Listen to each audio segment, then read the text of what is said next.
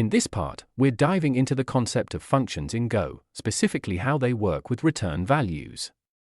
Functions are a crucial part of programming, allowing us to encapsulate logic and reuse it easily. Let's start by importing the math package. The math package is a standard Go library that provides basic constants and mathematical functions.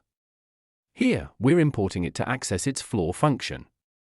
Next, we call the math.Floor function within our main function. Math.Floor takes a floating point number and rounds it down to the nearest whole number. However, you'll notice that this code doesn't produce any visible output yet. Next, we call the math.Floor function within our main function. Math.Floor takes a floating point number and rounds it down to the nearest whole number. However, you'll notice that this code doesn't produce any visible output yet.